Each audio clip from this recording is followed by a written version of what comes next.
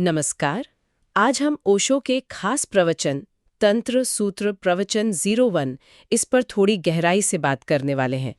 ये विज्ञान भैरव तंत्र पर आधारित है। जी, और इसमें जो सबसे पहली और शायद थोड़ी चौंकाने वाली बात है वो ये है कि तंत्र को यहाँ किसी फिलॉसफी या सिद्धांत जैसा नहीं बताया गया। अच्छा, तो फिर किस तरह से? इसे एक विज्ञान कहा गया है, मतलब चेतना का विज्ञान। और ये भी कि ये शायद एटॉमिक साइंस से भी ज्यादा फंडामेंटल है, क्योंकि ये सीधा हमसे जुड़ा है, हमारी चेतना से।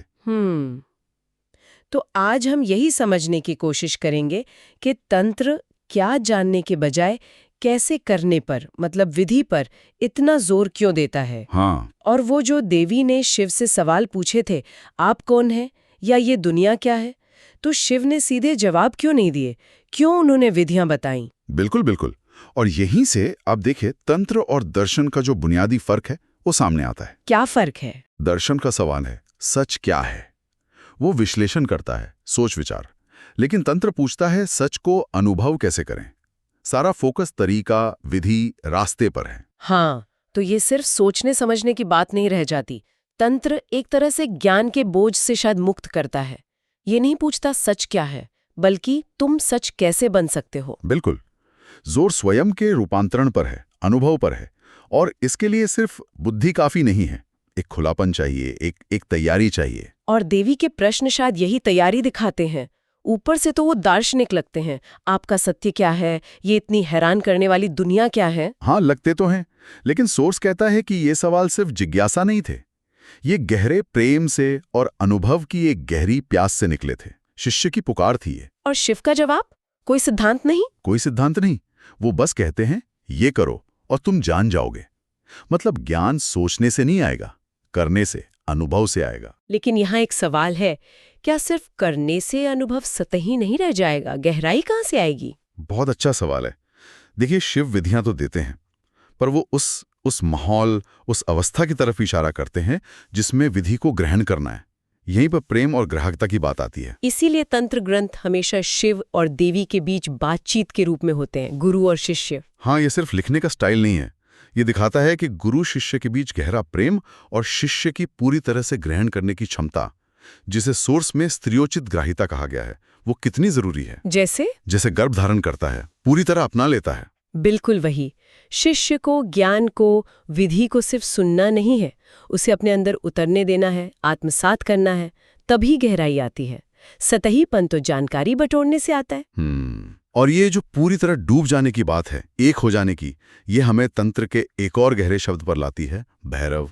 विज्ञान भैरव तंत्र नाम में ही है, क्या मतलब है इसका? विज्ञान यानी चेतना, तंत्र यानी विधि, और भैरव वो अवस्था है जो चेतना से भी परे है। चेतना से भी परे? हाँ, वो परम शांति, परम मौन, जहां मन के सारे द्वंद्व, सुख दुख, हाँ ना, अच्छा बुरा, सब शांत हो जाते हैं।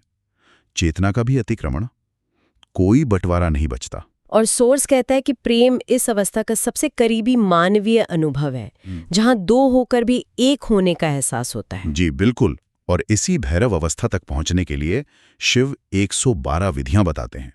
ये अटकलें नहीं है, ये मन को शांत करने, बदलने का एक पूरा वैज्ञानिक सिस्टम है। 112 विधियां? हाँ, और कहा गया है कि ये 5000 साल पुरानी होते हुए भी आज भी उतनी ही काम की हैं, पूरी हैं, कुछ जोड़ने घटाने की जरूरत नहीं पड़ी। और इनमें हर तरह की विधि होगी, सांस से लेकर कल्पना तक। हर तरह की, श्वास, देखना, सुनना, कल्पना, रोजमर्रा के काम, सबको ध्यान बनाने के सूत्र हैं। और सबसे बड़ी बात, ये किसी धर्म की नहीं है। हिंदू, मुस्लिम, ईसाई, नास्तिक, कोई भी कर सकता है। जैसे मेडिकल साइंस? बिल्कुल, जैसे वो सबके लिए है, वैसे ही ये चेतना का विज्ञान भी सबके लिए है। अच्छा, लेकिन यहीं पर तंत्र का एक और पहलू आता है जो थोड़ा चौंकाता है। वो है उसका नैतिकता को लेकर नजरिया। अति नैतिक कहा गया है। हाँ, ये थोड़ा अलग है। तंत्र ये नहीं कहता कि साधना करने से पहले आपको नैतिक या अच्छा इंसान बनना पड़ेगा। ये तो आम धारणा से बिल्कुल उल्टा है। आमतौर पर तो कहते हैं पहले चरित्र सुधारो, फिर साधना। तंत्र का लॉजिक अलग है। वो मानता है कि सारी गड़बड़, सारी अनैतिकता की जड़ मन का अशांत होना है, बिखरा होना है। अच्छा। तो जैसे डॉक्टर बीमार आदमी से ये नहीं कहता कि पहले ठीक हो जाओ फिर इलाज करूंगा, वो सीधा इलाज करता है, वैसे ही तंत्र सीधा विधि देता है ताकि मन शांत हो। हाँ, जब विधि से मन शांत होगा, एकाग्र होगा, तो अच्छा चरित्र, नैतिकता ये सब अपने आप आ जाएंगे। ये नैतिकता अनैतिकता के झगड़े से उठकर सीधा रूपांतरण पर काम करता है।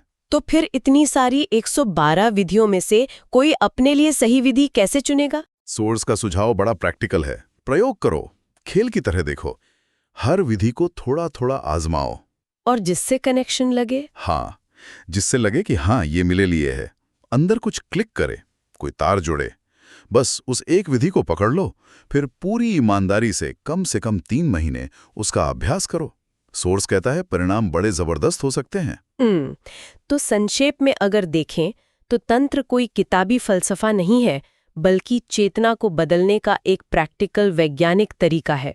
इसमें 112 विधियां हैं और ये नैतिकता की शर्त नहीं रखता, सीधा मन पर काम करता है। जी, और अंत में एक बात सोचने के लिए छोड़ जाता हूं। सोर्स के मुताबिक देवी के सवालों का मकसद सिर्फ जानकारी लेना नहीं था, वो अपने शक, अपने संदेह दूर करना चाहती थीं।